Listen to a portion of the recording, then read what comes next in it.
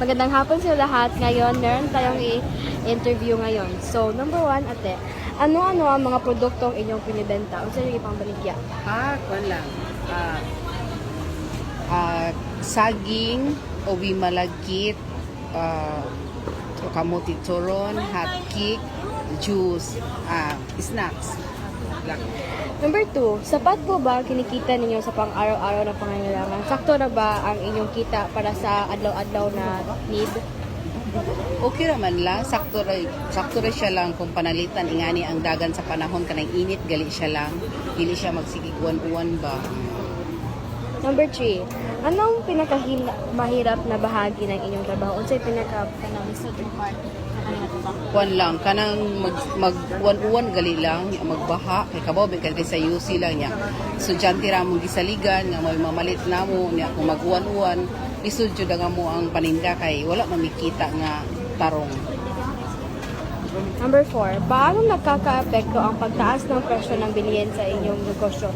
Kung sa affect ang pagtaas sa kanang papalit bitaw, for example karon nagtaas na ang mga presyo sa palit. Unsay mga kanang Epekto kuan gid lang kanang unsa gina siya ang pag kanang galing mag unsaon nimo pag-adjust sa mga kanang paninda nga dapat kani unta siya kanang imo siya ibanan kanang dili na masakto ang imong komprada kay tungod sa mahal imo na lang siya ibahin-bahin ba i-budget na lang siya.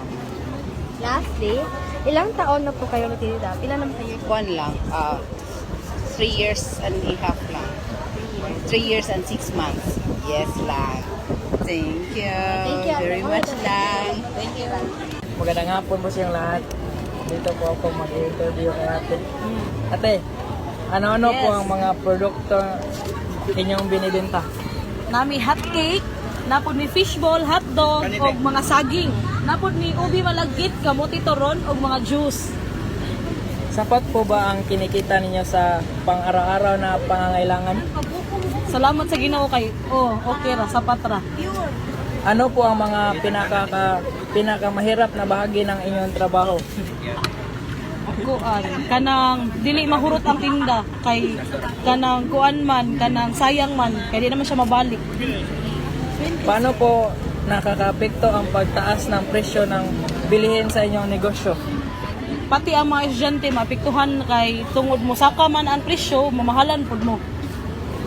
Ilang taon na po kayong nagtitinda? 3 years na, magti 3 years na. At yun lang po. Thank you. Ano-ano ang mga produktong inyong binibenta? Mani. Sapat po ba ang kinikita ninyo sa pang-araw-araw na pangangailangan? Sakto lang.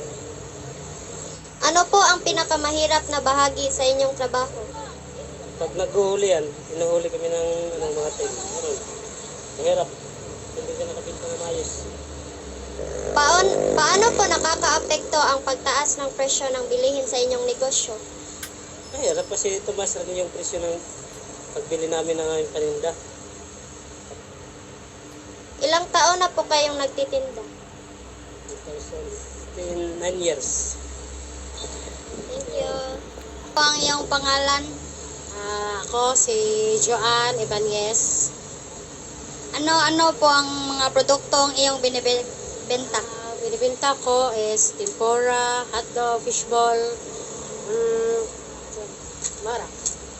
Sapat na po ba yung mga kinikita nyo sa pang-araw-araw na pangangailangan? Sakto ra sa Ano po ang pinakamahirap na bahagi ng iyong trabaho? pagluto sa quick, pagluto sa sauce. Paano po na nakaka-apekto ang pagtaas ng presyo ng bilihin ng isa yung negosyo? Tungod sa taas sa gasolina ba. Mahal na ang kalitono na naga. Ilang taon na po kayong nagtitinda? Mga 5 years. Mga 5 years. Salamat po. Ano-ano ang mga produkto inyong binibenta? Tulad din, Bisaya no? Parehang ng manok, chicken skin, gayon, kanipuso, coke, tubig, ora. Sapat po ba ang kinikita ninyo sa pang-araw-araw na pangangailangan? Okay ron, madaron, mga papalito, magkapalito man sa mi, sweldo, okay man sa sweldo sa tripod. Ano po ang pinakamahirap na bahagi ng inyong trabaho? Yung anong kuan, alsa ng harina, ng gasol, na Paano po nakakaapekto ang pagtaas ng presyo ng bilihin sa iyong negosyo? ako kayo gipiktoy kay mahal kirong mahal ang harina, mahal ang gasol, mantika. Tanan, mahal na gitanan. Ilang taon na po kayong nagtitinda? Kaya na kayo, 13 years na kung nagtitinda. Thank you, yeah. Sa lahat, nandito ako ngayon. Kauban si pangalan mo? Arnel. Arnie. So, ang unang pangutana ko is, ano-ano ang mga produktong inyong binibenta? Pagkaon. Sapat po ba ang kinikita ninyo sa pang-araw-araw na pangangailangan? Sapat naman.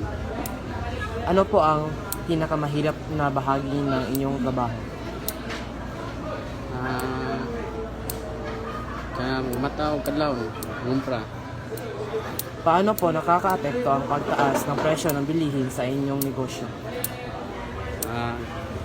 Gamay yung halin. Di na pa rin sa una. Ilang taon na po kayong nagtitinda? Napo na. Salamat kaya.